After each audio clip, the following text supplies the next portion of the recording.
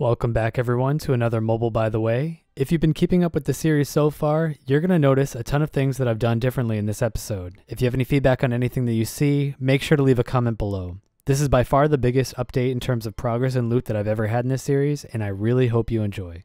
I'm planning on using Bane armor for a ton of PVM until I get access to some decent boss loot from God Wars 1 and 2, but outside of training melee stats, this isn't going to be a top priority for this account. After catching almost 13k chins earlier in the series, I've given up on hunting for chins, and I'm going to opt for worshipping the Trapper God for all my future animals. It's also been a while since I've done any quests. Here are some decent rewards with 90 combat. I also found a second overload, but I've unfortunately turned into a goblin. Essentially only did that quest for these 2 agility levels. I still need some more money to afford my second life on this account, so this quest loot will definitely go to good use, as will the Zami cloak when I start doing some bossing. The almighty Trapper God has blessed me with a randy male yak named Flavio that's ready to pounce the second I get a female yak. Super happy about this one because I've pretty much been getting trolled by this guy for days. Alright, you guys aren't ready for this deeps. Fuck, I'm not going over there. He's getting butt fucked. How much is that adding up to? Wow, 12k XP. Are you shitting me? Dude, I almost got like a level up from that. Then everything changed when the Fire Nation attacked. Oh fuck. Oh fuck. Oh! Oh! Save me! Save me! Stop going that way! Save me! Save me! Save me! Fuck! Speedo, go in more! Jesus, I wish I could just like give Speedo food so he would start standing like dead ass center. That's a highlight clip right there. Anyway, this is a good point to stop. I got 75 magic, so I can now use the quest weapon that I've had for a long time.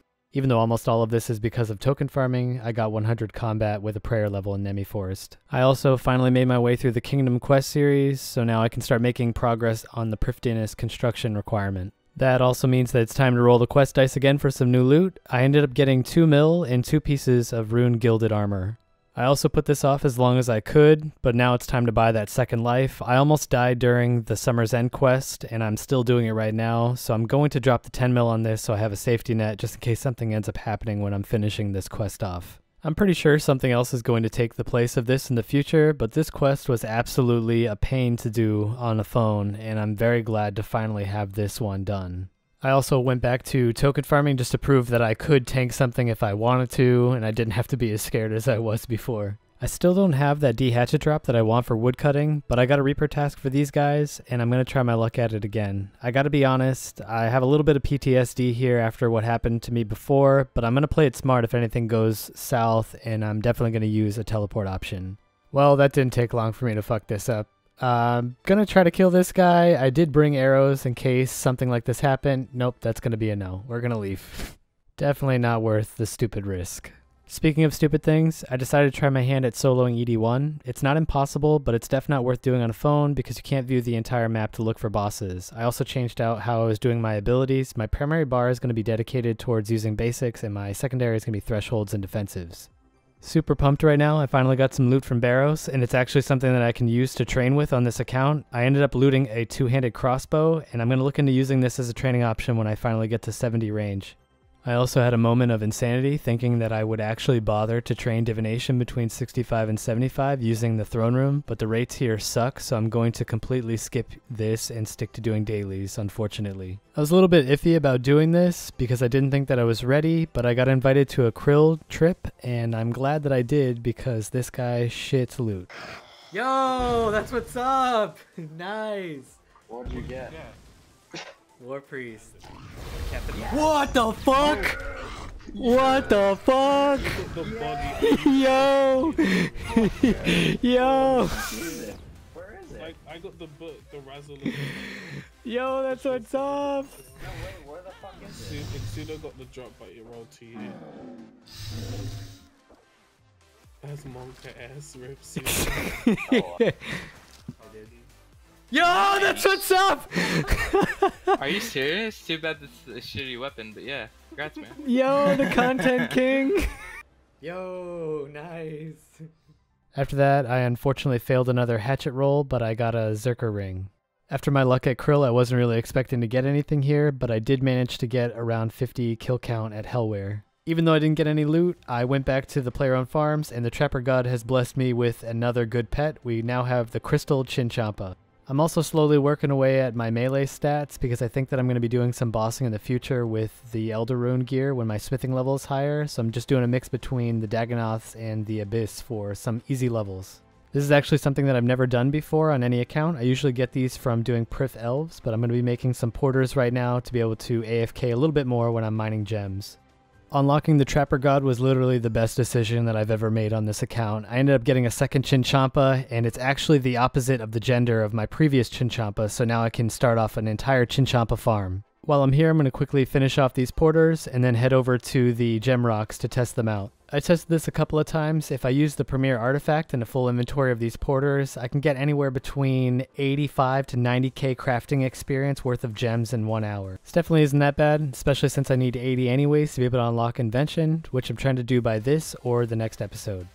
My original intention here was to be able to buy 80 Dungeoneering right away, but I couldn't really wait, so I'm going to cash in 700,000 Dungeoneering tokens to be able to get 8 Dungeoneering levels and get me 75 DG. This is also another big Prif Dinis rec done.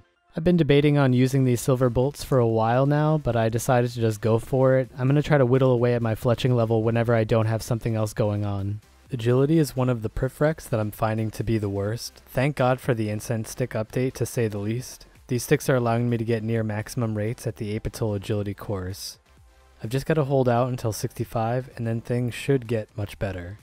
I'm also making good headway with woodcutting, but I'm not too worried about this at all. I'll just use Evil Trees to get the last 5 levels that I need, and then use the woodcutting buff on Apital Teaks for construction materials. We got another rec out of the way, 75 Divination, and 80 is on the horizon. I try to kill a few barrows every other day in hopes of maybe getting a wand drop. I ended up looting some plate legs. These won't come in handy for a while, but when I unlock Invention, I'll definitely get some use out of these. I'm also not planning on showing any more POF updates until there are some major changes, but I did want to show that my Crystal Chin plantation is off to a great start. I have 2 good breeding pairs set up in my small pens, and I'm turning out some really good experience every other day with Elder checks. I need quite a bit more charms to get 75 summoning for Plague's End, so I'm going to tag team some range experience training on Water Fiends at the same time to tackle 2 requirements at once. I'm currently using a Gravite bow until I reach 70 ranged. This is probably the thing that I hate the most at being an Iron Man at this stage, and that's going to be doing the Jack of Trades multiple times each reset, but we are making some good progress on 75 Herb. I've also been making a ton of money from token farm alks. I haven't shown a chest so far, but I have made over 13 mil in alkable loot. Some of the things I'm going to use only for invention, but for the more expensive things I'm going to alk them. I got a few comments on a previous episode about why I don't use urns, and the truth is that I've just been super lazy. I just got around to mining a ton of clay to use with some bracelets of clay that I made, and these urns should last me long enough until I can use the wet clay rocks in the Ithil district. This is really geared towards people that don't have experience with the mode, but if you're hesitant to try Iron Man mode because you think money is going to be a big issue, you're just going to find that there are so many good ways of accumulating passive income that you're not really going to have to worry about money too often. I dumped 10 mil into an extra life and I'm already back to 13 mil from various sources. This is completely unrelated, and I don't know what it is, but I've been finding some weird people doing some role-playing on World 52 lately. I haven't recorded any of the other clips that I found, but I did catch these people e-dating next to the Oyster D&D.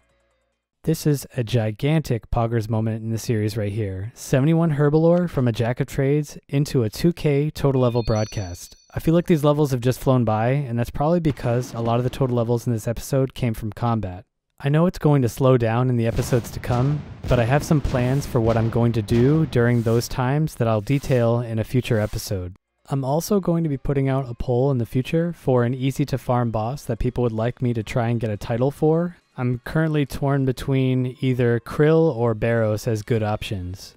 Agility bikes, if you aren't aware, are a semi-AFK way of training agility between 65 and 75. I thought that this would be a better experience than training in the Apatol course, and while it is better experience, this just all around sucked to do. Here's another Prif rec done with 75 agility. I ran out of access to decent summoning familiars to train on, so we're going to finish off this 75 summoning rec with some bagged plants from the Falador garden shop. I'm pretty hyped about this. I just wish that it would have taken more advantage of the Christmas event while it was still up. Here we are with 75 summoning. I'm back on the quest grind. Here's a massive quest with some decent lamps that I can't quite fully use at this point. The World Wakes done and dusted. And the final Poggers moment of this episode is going to be 80 Divination. At this point, I have 1 level left to unlock Invention, and you will definitely be seeing that at the beginning of episode 10, when I finally open the gates of Prifdinnis on RuneScape Mobile.